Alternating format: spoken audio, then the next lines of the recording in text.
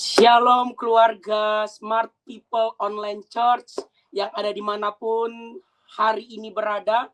Selamat kembali dalam tayangan ini di Smart People Online Church. Sebelum kita mulai ibadah kita pada hari ini, sebelum kita mulai sharing firman kita pada malam hari ini, atau mungkin pagi, siang, atau mungkin sore di tempat masing-masing, saya ucapkan shalom sekali lagi untuk Smart People Online Church dimanapun berada. Sebelum kita mulai lebih jauh, yuk kita siapkan hati kita siapkan tempat terbaik kita.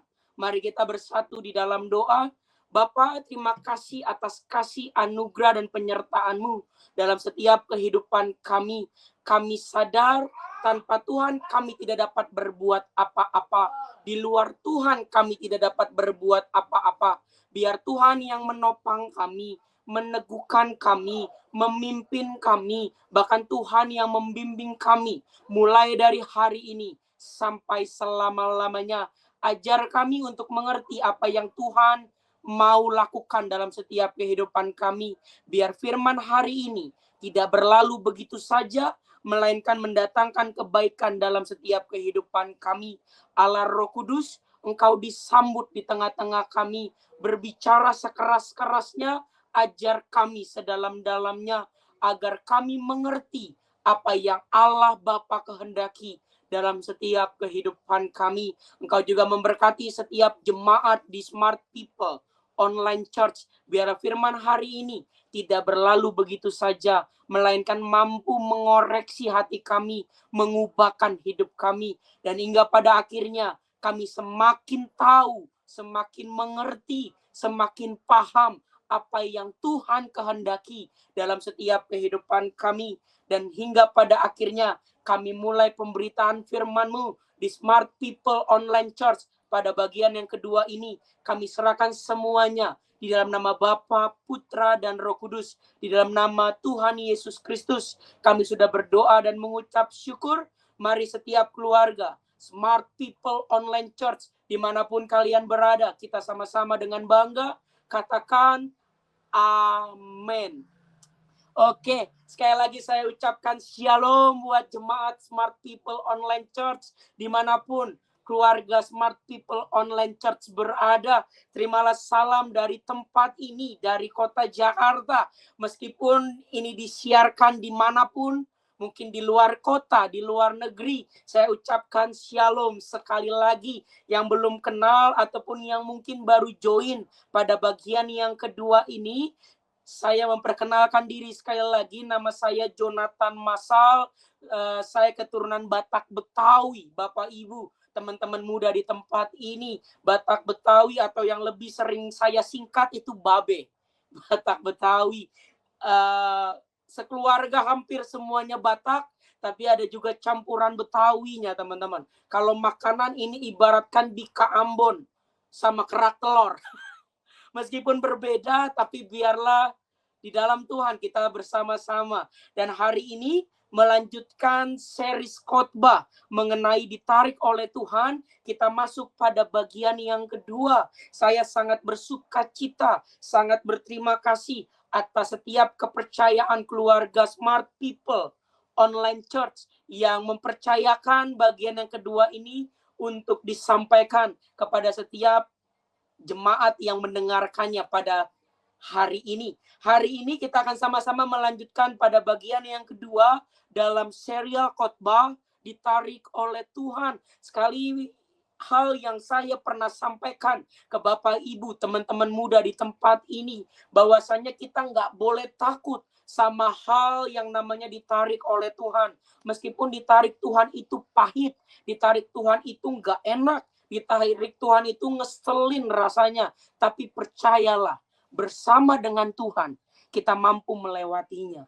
Bahkan bersama dengan Tuhan, kita keluar sebagai orang yang tepat sasaran, yang Tuhan kehendaki dalam setiap kehidupan kita. Dunia boleh berkata, kamu udah gak layak lagi, kamu udah gak cocok lagi, kamu udah gak pantas lagi, kamu udah mundur, kamu udah gagal, kamu udah menurun, dan sebagainya. Tapi satu hal yang mau saya sampaikan buat Bapak Ibu, teman-teman muda di tempat ini, dunia boleh berkata kamu gagal, tapi Tuhan selalu punya harapan buat setiap kita. Dunia boleh berkata kamu udah gak cocok lagi, kamu udah menurun banget, tapi bersama dengan Tuhan, Tuhan akan buktikan di waktunya yang tepat, Bapak Ibu teman-teman muda di tempat ini. Hari ini kita akan mulai serial khotbah kita. Mungkin boleh ditampilkan tim dari Smart People Online Church dengan tema tenang, semua dalam kendali. Kalau di minggu yang pertama atau di bagian yang pertama kita bahas mengenai Tuhan tarik mundur, maka di bagian yang kedua ini kita akan sama-sama belajar mengenai tenang, semua dalam kendali. Mungkin buat Bapak Ibu, teman-teman muda yang baru join ataupun yang baru menyaksikan tayangan ini, boleh ketik dalam kolom komentar. Kita ramaikan dalam kolom komentar yang sama-sama siap diberkati. Tulis dalam kolom komentar, tenang, semua dalam kendali. Yuk, mulai yuk. Saya kasih beberapa detik ke depan untuk Bapak Ibu, teman-teman muda di sini untuk mengetik tenang, semua dalam kendali. Yuk, yang siap diberkati, jangan lupa diketik. Oke. Sip, kita akan masuk pada bagian ayat landasan kita selama 5 minggu atau 5 pertemuan ini. Mungkin boleh di next slide. Mazmur 127 ayat yang keempat berkata, demikianlah firman Tuhan. Seperti anak-anak panah di tangan pahlawan. Demikianlah anak-anak pada masa apa, Bapak Ibu teman-teman muda? Pada masa muda. Sekali lagi saya ingatkan, saya disclaimer, saya kasih tahu di awal. Kalau Bapak Ibu anak-anak muda, teman-teman muda di sini menonton bagian yang pertama atau menyaksikan mengikuti bagian yang pertama, maka saya sudah disclaimer sebelumnya. Tapi kalau Bapak Ibu anak-anak muda belum melihat, belum menyaksikan di bagian yang pertama, biarlah ayat ini menjadi berkat buat teman-teman, Bapak Ibu anak-anak muda di tempat ini yang mendengarkannya. Mazmur 127 ayat yang keempat, ini bukan berbicara tentang usia, bukan berbicara tentang soal umur, bukan berbicara tentang soal angka dan sebagainya. No. Tapi ayat ini, Mazmur 127 ayat yang keempat, berbicara untuk orang-orang yang mau mengenal Tuhan lebih dalam lagi. Artinya apa? Artinya kalau Bapak Ibu, anak-anak muda, teman-teman muda di tempat ini mau mengenal Tuhan lebih dalam lagi, maka ayat ini buat kita semua.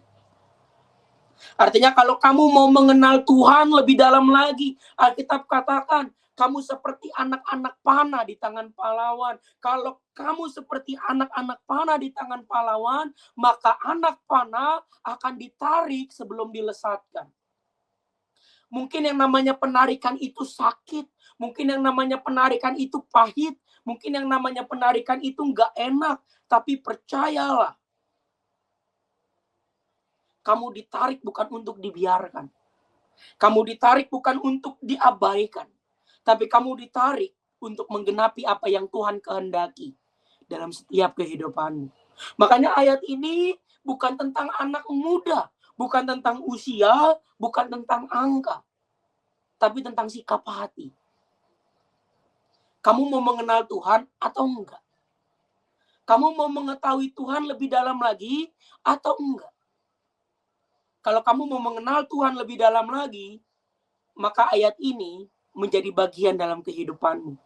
Maka ayat ini akan terus menyadarkan kamu, teman-teman muda di tempat ini, bahwasanya bukan tentang usia, bukan tentang angka, bukan tentang umur, tapi tentang sikap hati. Dalam next slide berikutnya saya katakan begini, ditarik bukan berarti nggak disayang. Oke? Ditarik bukan berarti nggak disayang. Tuhan menarik kita karena Tuhan terlalu sayang sama kita. Tuhan menarik kita karena Tuhan terlalu sayang sama kamu. Jadi bukan berarti ketika penarikan terjadi dalam hidupmu, Tuhan benci sama kamu. No. Bukan berarti ketika kamu ditarik, Tuhan gak suka sama kamu. No. Tapi justru dalam penarikanlah sebenarnya Tuhan sayang banget sama kamu. Pak, Bu, anak-anak muda, teman-teman muda di tempat ini. Ditarik seperti yang saya sampaikan di awal. Mungkin sakit, mungkin pahit, mungkin kamu nggak bisa menerimanya. Tetapi penarikan Tuhan membuktikan bahwasanya kamu disayang sama Tuhan. Mungkin penarikan itu namanya kegagalan. Mungkin penarikan itu namanya dipecat sama bosmu. Nah, mungkin penarikan itu namanya IP kamu rendah dan sebagainya. Atau mungkin penarikanmu, mungkin keluargamu berantakan. Mungkin orang-orang di sekitarmu ngeledekinmu. Mungkin orang-orang di sekitarmu ngebully kamu. Mungkin orang-orang di sekitar kamu ngomongin kamu. Atau mungkin orang-orang di sekitarmu jelekin kamu, rendahin kamu. Tapi ingat baik-baik. Kalau Tuhan yang tarik kamu, maka tiba waktunya Tuhan juga akan lesatkan kamu di sasaran yang Tuhan kehendaki dalam kehidupan kamu. Ketika kamu sampai di sasaran yang Tuhan kehendaki dalam setiap kehidupan kamu, kamu baru akan mengerti, kamu baru akan ngeh, kamu baru akan paham, dan maka akan ada situasi di mana kamu akan berkata, oh ini yang Tuhan mau. Oh ini yang Tuhan inginkan. Oh ini yang Tuhan kehendaki. Anak-anak muda, teman-teman muda di tempat ini, Bapak, Ibu, teman-teman muda yang ada di tempat ini, yang menyaksikan sharing firman malam hari ini, pagi hari ini, atau siang sore hari ini, saya mau katakan dari tempat ini, kalau kamu sedang ditarik Tuhan, berarti Tuhan sedang sayang sama kamu. Kalau kamu hari ini sedang ditarik Tuhan, berarti kamu adalah anak pilihannya Tuhan. Makanya dalam slide berikutnya saya katakan begini, anak panah terbaik adalah anak panah yang dipilih untuk ditarik. Di dalam slide berikutnya mungkin bisa dinaik. Anak panah terbaik adalah anak panah yang dipilih untuk ditarik. Oke.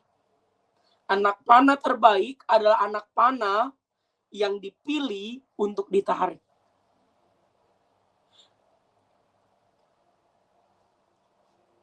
Karena kalau anak panah itu nggak dipilih, dan anak panah itu nggak ditarik,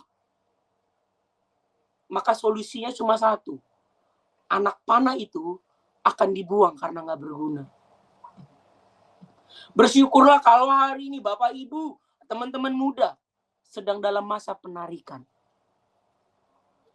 Artinya Tuhan masih bekerja dalam kehidupan kamu. Artinya Tuhan masih kasih kesempatan buat kamu untuk melesat lebih jauh bersama dengan Tuhan. Karena sesungguhnya anak panah terbaik adalah anak panah yang dipilih untuk ditarik. Jadi orang Kristen jangan anti sama kata penarikan. Mungkin kamu sering dengar, kita akan maju, kita akan melambung, kita akan melesat, kita akan luar biasa, kita akan mantap di dalam Tuhan. Tapi firman pada hari ini memutarbalikan semuanya. Kalau kamu mau melesat, artinya kamu harus mau ditarik. Kalau kamu harus yang mau melambung, kamu harus siap untuk dilemparkan. Jangan jadi orang Kristen yang hanya mau melambung tapi nggak siap untuk dilemparkan. Jangan hanya jadi orang Kristen yang maunya melesat tapi nggak siap untuk ditarik. Nggak ada kata melesat kalau kamu nggak ditarik.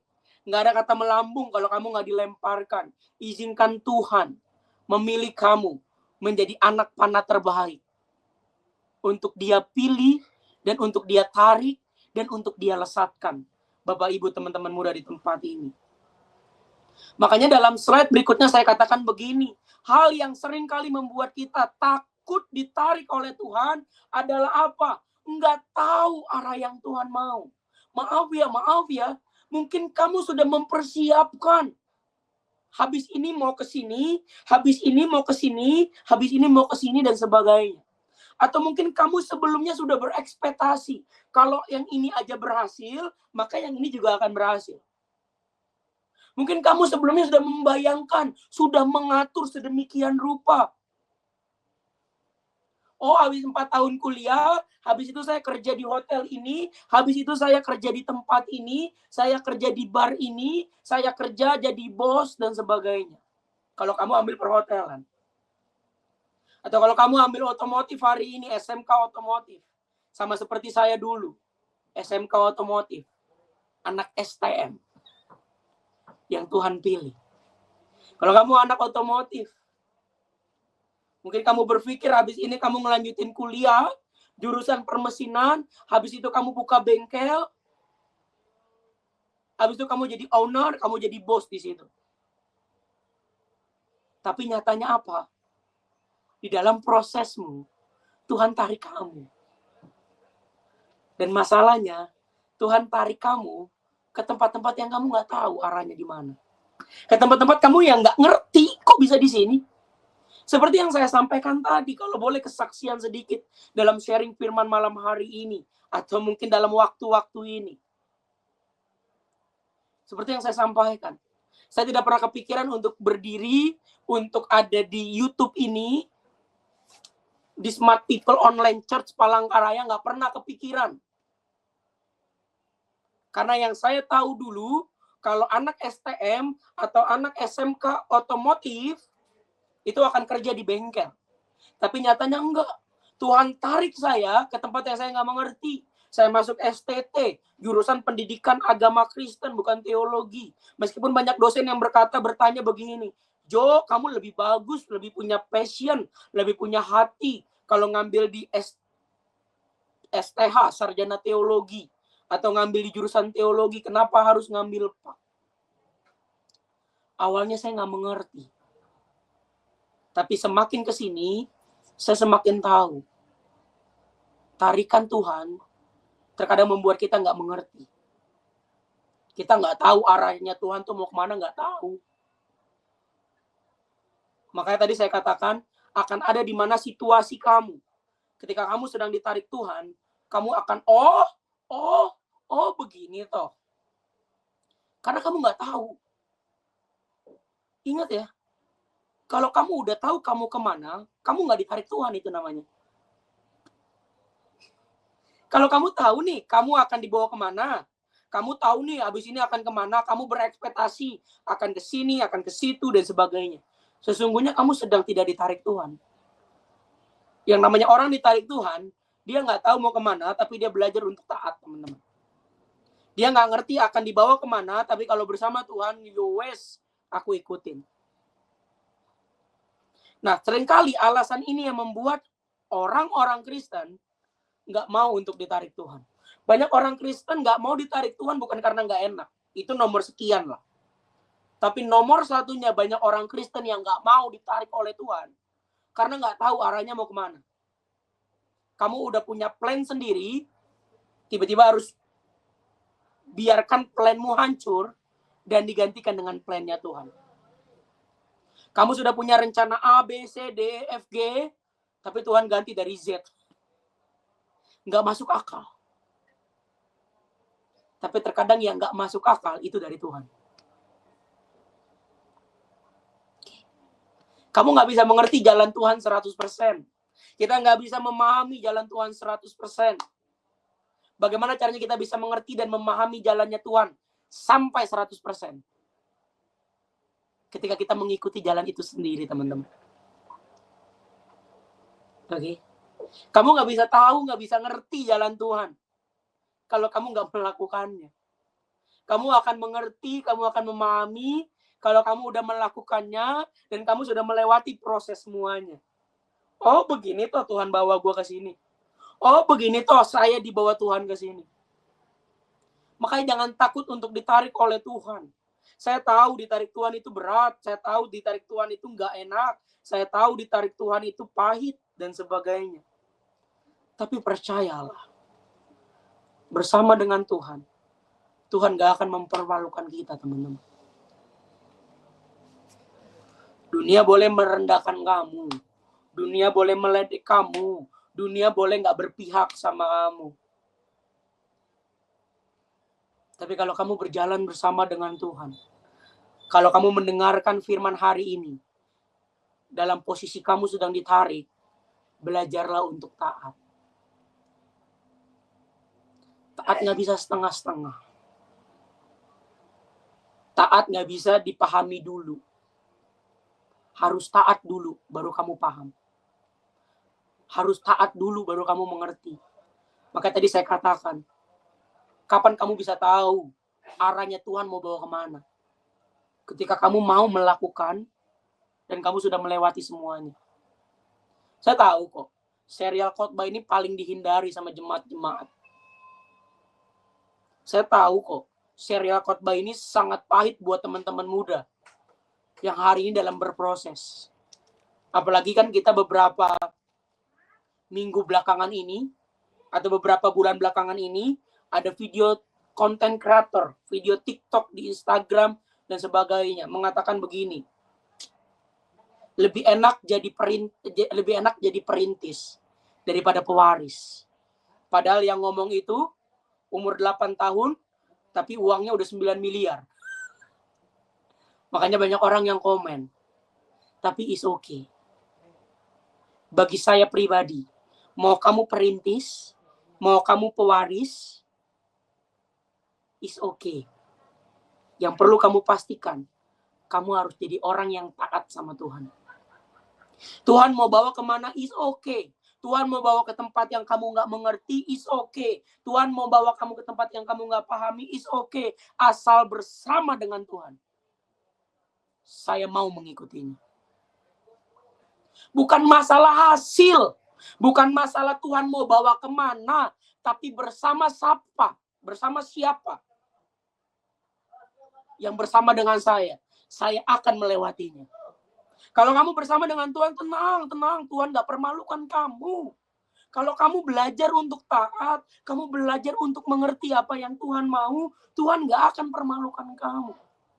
Makanya kita akan sama-sama belajar lebih dalam lagi pada malam hari ini. Tapi sebelum kita lebih dalam lagi, kita akan lihat kutipan dari Corrie ten Boom. Bapak, Ibu, anak-anak muda, teman-teman muda di tempat ini. Dalam slide berikutnya, saya katakan dalam Corrie ten Boom mengatakan begini.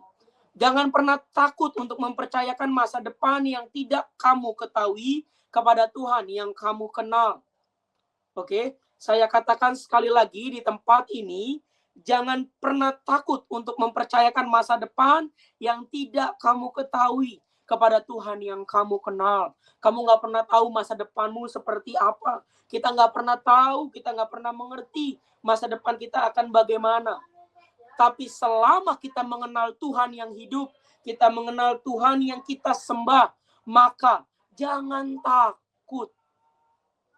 Bahkan yang menariknya kalau Bapak Ibu, teman-teman muda di sini mengikuti bagian yang pertama, di sana Corrie ten Boom juga mengatakan hal yang sama. Kalau kamu naik sebuah kereta tersebut masuk ke dalam terowongan yang begitu gelap, maka reaksimu akan duduk diam dan mempercayakan semuanya kepada masinisnya kan. Kamu nggak memilih untuk melompat, kamu nggak memilih untuk keluar dari jendela, tapi kamu memilih untuk duduk diam dan mempercayakan keretamu kepada masinis yang mengendarainya. Seharusnya kita seperti itu. Kita nggak boleh takut sama masa depan. Dan jangan takut untuk mempercayakan masa depan yang kita nggak tahu sama Tuhan yang kita kenal. Maaf ya, papa mama kita aja, mungkin nggak semua. Saya memahami kondisi teman-teman di tempat ini. Mungkin kamu dari latar belakang broken home, kamu dari latar belakang yang keluargamu mungkin nggak menyayangi kamu. Tapi saya sampaikan ini dengan segala kerendahan hati dan melihat banyak pertimbangan. Sebagian besar dari papa mamamu, dari orang tuamu, pasti mau yang terbaik buat anaknya. Kalau kamu sebagai anak, pasti orang tuamu akan mau yang terbaik untuk kamu. Kalau orang tuamu yang baru kenal kamu mungkin puluhan tahun, atau mungkin ratusan tahun kalau ada, bisa memberikan yang terbaik buat kamu, apalagi Tuhan yang kenal kita bukan hitungan tahun lagi. Kitab Wahyu mengatakan, sebelum kamu ada, dia sudah ada. Pas kamu ada, dia sudah ada. Bahkan sesudah kamu ada dan tiada, dia tetap ada. Artinya apa? Dia kenal kamu lebih dari siapapun. Dia lebih kenal kamu daripada pacarmu. Dia lebih kenal kamu daripada orang tuamu. Dia lebih kenal kamu dari apapun dan siapapun yang ada di dunia ini. Jangan pernah takut untuk mempercayakan masa depan yang tidak kamu ketahui kepada Tuhan yang kamu kenal.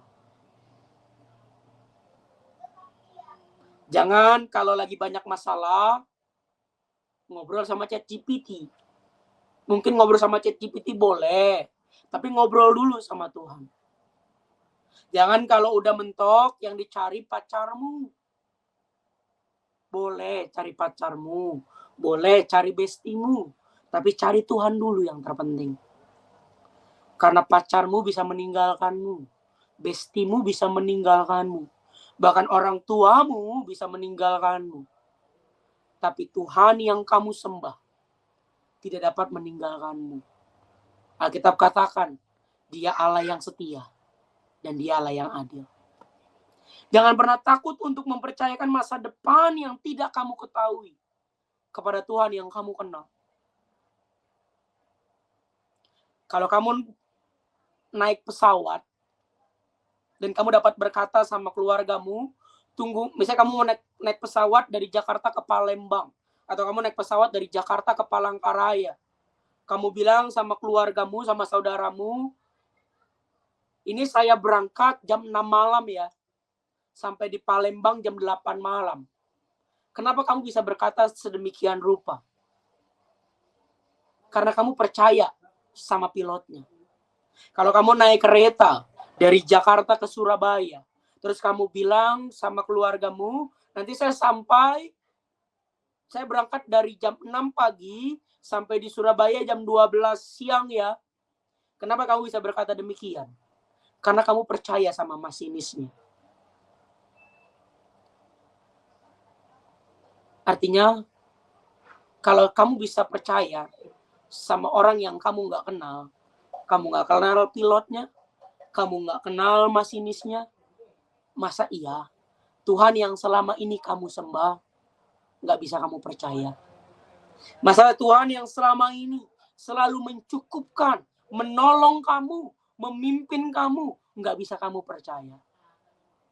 Masa Tuhanmu kalah dengan masinis yang nggak kamu kenal? Masa Tuhanmu kalah dengan pilot yang gak kamu kenal? Coba kita sama-sama pikirkan. Kita sama-sama bayangkan. Kita sama-sama sadarkan. Makanya kata-kata Corrie ten Boom menguatkan kita yang sedang ditarik oleh Tuhan. Karena sedang ditarik oleh Tuhan itu pahit, ditarik Tuhan itu gak enak, sekali lagi saya katakan. Tapi mulai hari ini, kita percayakan masa depan kita yang kita gak ketahui sama Tuhan yang kenal kita lebih dari siapapun. Kita percayakan masa depan kita yang kita nggak pahami sama Tuhan yang tahu dan mengerti isi hati kita seperti apa. Maka kita akan belajar lebih jauh lagi. Kita buka Alkitab kita, Keluaran 13 ayat yang ke-17. Mungkin bisa tolong di next slide. Keluaran 13 ayat yang ke-17. Keluaran 13 ayat yang ke-17. Bapak Ibu teman-teman muda di tempat ini, kita baca sama-sama hitungan yang ketiga. Nanti dari ayat 17 kita lanjut ayat yang ke-18. Meskipun kita terpisah oleh jarak dan waktu, tapi biarlah firman ini bukan hanya mengenal, bukan hanya menyenggol, tapi mampu mengubahkan setiap kehidupan kita. Yuk di tempat masing-masing, dengan segala hormat kita baca dengan suara lantang. Saya akan pimpin dari tempat ini. Bapak Ibu teman-teman muda bisa berbicara, bisa membaca ayat ini di tempat masing-masing. Hitungan yang ketiga kita akan baca sama-sama. 1, 2, 3. Ayat 17. Setelah Firaun membiarkan bangsa itu pergi, Allah tidak menuntun mereka melalui jalan ke negeri orang Filistin. Walaupun jalan ini yang paling dekat, sebab firman Allah, jangan-jangan bangsa itu apa? Menyesal apabila mereka menghadapi peperangan, sehingga mereka kembali kemana teman-teman? ke Mesir. Ayat 18. Tetapi Allah menuntun bangsa itu berputar-putar melalui jalan itu di padang gurun menuju kemana? Ke laut Teberau dengan siap sedia. Berperang, berjalanlah orang Israel. Dari mana? Dari tanah Mesir. Ikuti firman ini sampai habis. Di akhir, saya akan kasih lihat Bapak, Ibu, anak-anak muda, teman-teman muda di tempat ini, peta di mana bangsa Israel sampai ke tanah perjanjian. Bapak, Ibu harus tahu, untuk bangsa Israel keluar dari tanah Mesir ke tanah yang Allah Tuhan janjikan, menurut para teolog, itu hanya membutuhkan waktu paling lama 14 hari atau 2 minggu. Atau mungkin kalau paling molor-molornya, kalau bangsa Israel berjalan mungkin malas-malasan, itu bisa sampai dalam hitungan bulan, Bapak, Ibu, anak-anak muda, teman-teman muda di tempat ini. Tapi nyatanya apa? Bangsa Israel, Tuhan Allah bawa selama berapa tahun? 40 tahun. Bukan berarti Tuhan Allah nggak bisa melakukan yang besar buat bangsa itu.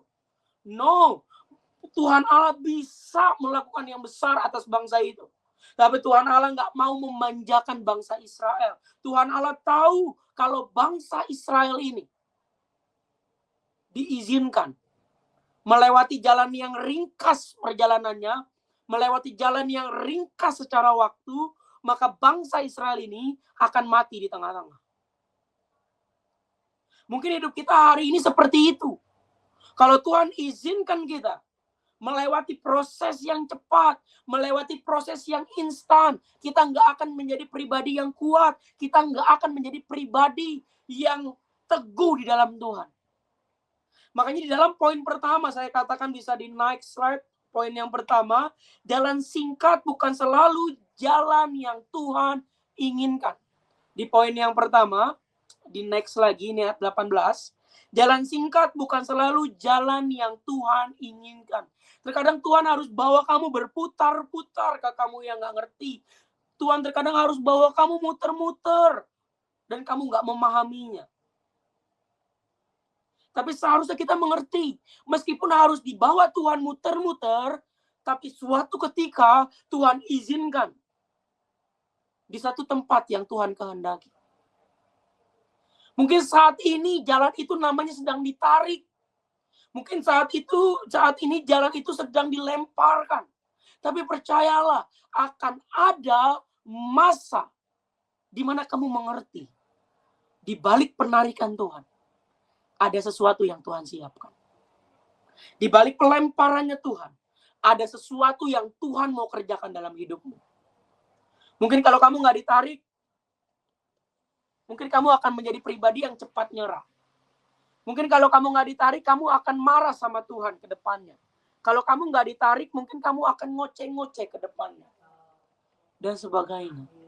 Makanya saya katakan di poin yang pertama ini, jalan singkat bukan selalu jalan yang Tuhan inginkan. Terkadang Tuhan izinkan yang namanya muter-muter.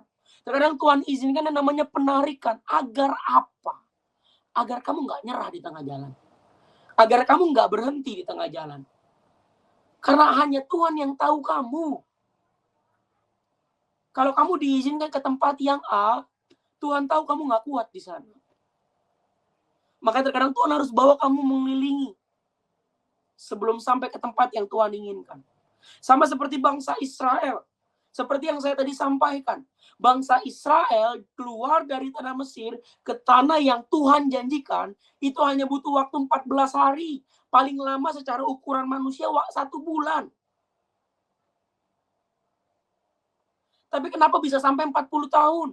Karena Allah mengerti, karena Tuhan tahu, Tuhan sadar kalau bangsa Israel ini dikasih jalan yang singkat, dikasih jalan yang instan, bangsa Israel ini akan mati di tengah jalan.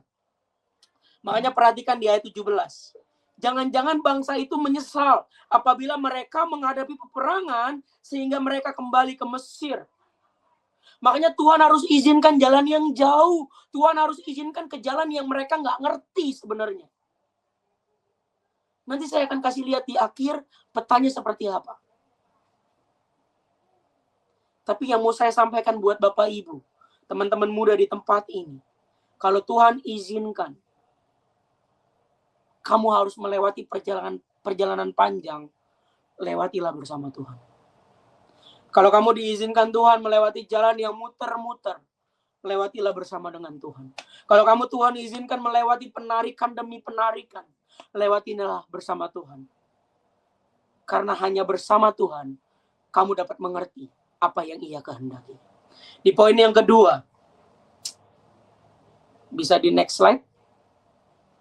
Terkadang jalan memutar adalah bentuk perlindungan Tuhan. Teman-teman bayangin gak sih? Bangsa Israel baru keluar dari tanah perbudakan. Dari tanah Mesir. Mereka di Mesir hanya diperbudak. Nggak disiapin untuk menjadi panglima perang. Nggak disiapin untuk peperangan. Yang dia kerjakan hanyalah itu aja setiap hari. Yang mereka kerjakan hanya apa? Memahat batu, itu terus. Yang lain seperti apa dan sebagainya. Hanya dipersiapkan, hanya punya mental budak. Makanya kalau Bapak Ibu, teman-teman muda mengikuti di bagian yang pertama, di situ saya katakan, mereka berkata bahwasannya saat di depan ada laut, di belakang ada bangsa Mesir bersama dengan Firaun, mereka ngeluh sama Musa. Ngapain lu bawa gua ke sini kalau hanya untuk mati?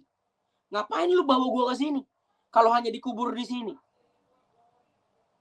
Tuhan tahu mental mereka mental budak. Mental mereka mental pengikut. Kalau Tuhan izinkan ke jalan yang singkat, dan ternyata di jalan yang singkat itu ada peperangan, maka mereka akan mundur serentak. Mereka akan mundur serentak. Atau mereka akan diperbudak untuk kedua kalinya. Makanya Tuhan bawa mereka memutar-mutar. Dan tidak dibiarkan untuk kekurangan. Kasutnya selalu baru. Makanan setiap hari. Minuman setiap hari tersedia. Karena apa? Karena terkadang jalan memutar itu bentuk perlindungannya Tuhan. Terkadang penarikan itu bentuk perlindungannya Tuhan. Terkadang jalan memutar, jalan dipersulit itu bentuk perlindungannya Tuhan. Supaya apa? Supaya kamu tahu sampai ke tujuan itu nggak mudah. Sampai ke tujuan yang Tuhan kehendaki itu butuh ketaatan. Dan di situ semua pada kekikis, teman-teman. Makanya di poin yang ketiga saya sampaikan di sini, Tuhan membentuk kita untuk siap tempur. Poin yang ketiga bisa di next slide. Poin yang ketiga saya katakan di tempat ini, Tuhan membentuk kita untuk siap tempur. Tuhan tahu kalau bangsa Israel keluar dari tanah Mesir masih mental perbudakan. Tuhan izinkan ke jalan yang singkat, mereka pasti akan melewati peperangan demi peperangan. Dari kota A ke kota B perang. Belum tentu mereka selamat sampai ke tanah yang Tuhan janjikan. Makanya Tuhan membentuk mereka untuk siap tempur dimanapun medannya. Walaupun mereka dibilang sebagai bangsa yang tegar tengkuk kepada Allah Bapa, kepada Tuhan. Tapi mereka adalah bangsa yang selalu siap untuk ditempur habis-habisan sama Tuhan. Mereka adalah bangsa yang siap untuk diproses sama Tuhan gila-gilaan. Dan mereka apa? Mereka sampai ke tanah yang Tuhan janjikan. Bukan dengan waktunya mereka, tapi dengan waktunya Tuhan. Hari ini, kamu berani nggak berproses seperti itu? Tuhan membentuk kita untuk siap tempur pada waktunya.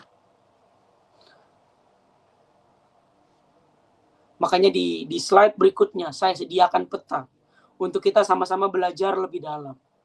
Apa yang Tuhan mau lakukan dalam setiap kehidupan kita.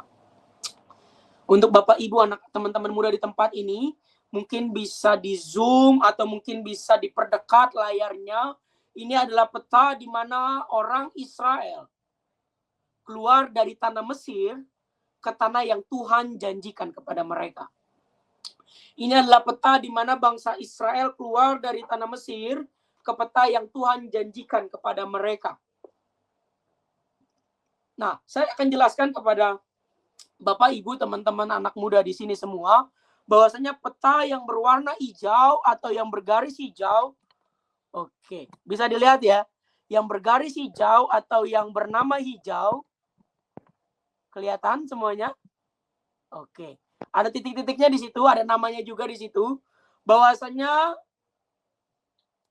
itu adalah daerah tempat awal bangsa Israel. Itu adalah tempat awal bangsa Israel. Mereka berangkat dari yang sebelah kiri atas, yang Bapak Ibu, teman-teman muda lihat, itu namanya dari Goshen atau land Goshen di situ. Benar ya? Oke. Saya akan jelaskan satu persatu. Yang jalur kuning itu adalah jalur terdekatnya mereka. Yang jalur bergaris kuning itu adalah jalur terdekatnya mereka. Dan jalur merah itu adalah jalur yang Tuhan pilih. Oke. Jalur kuning adalah jalur terdekatnya mereka. Teman-teman bisa lihat di sini. Jalur kuning itu jalur terdekatnya mereka. Oke.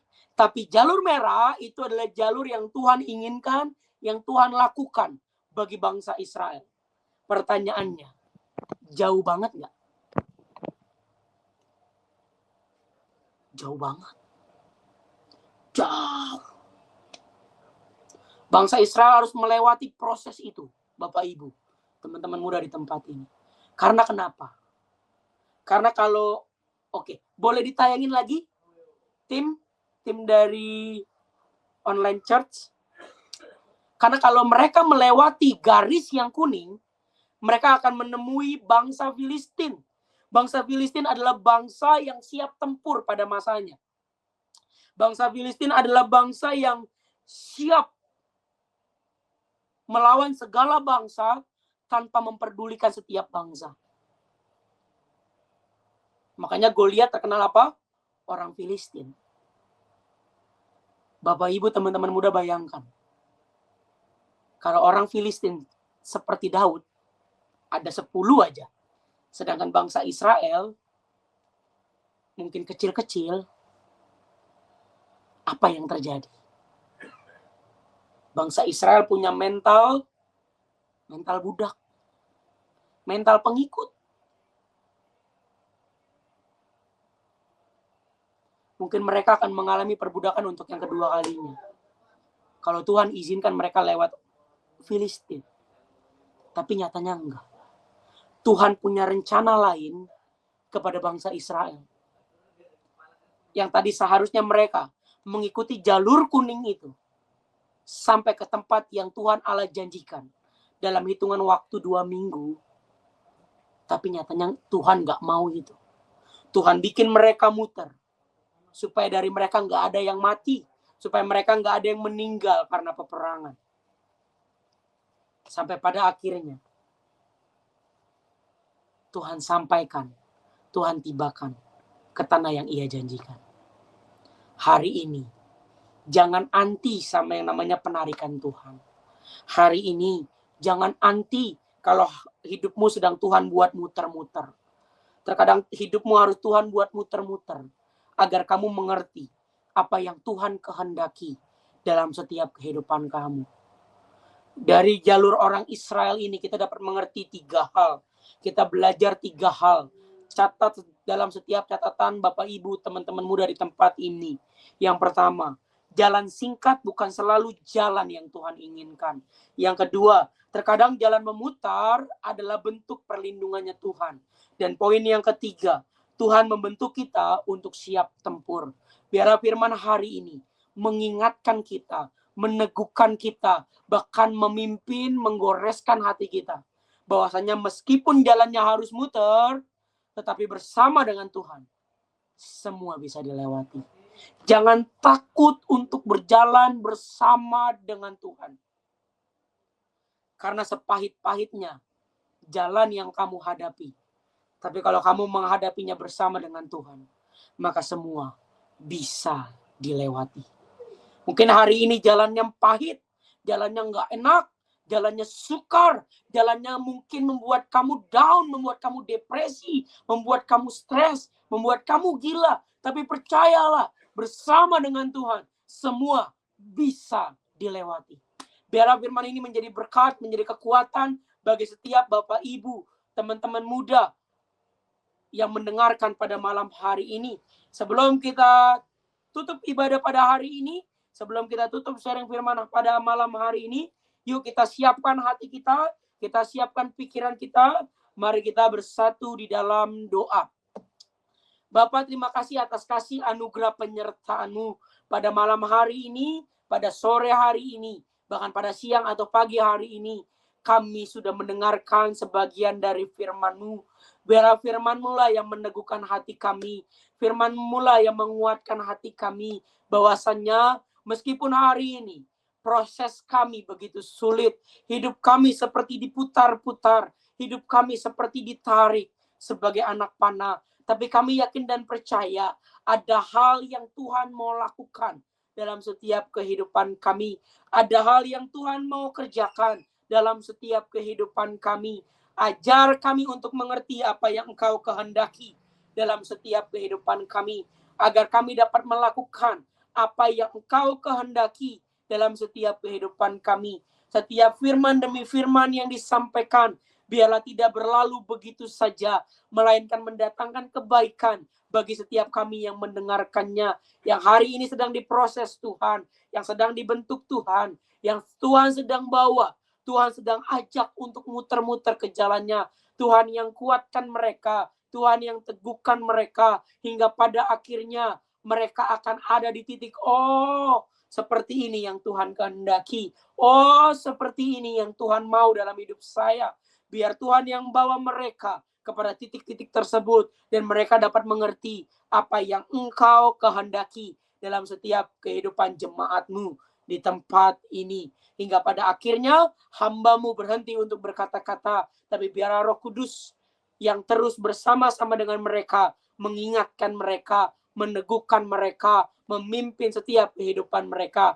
Hingga pada akhirnya hamba-Mu tutup sharing firman pada hari ini. Di dalam nama Bapa, Putra, dan Roh Kudus, di dalam nama Tuhan Yesus Kristus, mari setiap jemaat Smart People Online Church yang dikasihi Tuhan Yesus, kita sama-sama dengan bangga katakan, amin.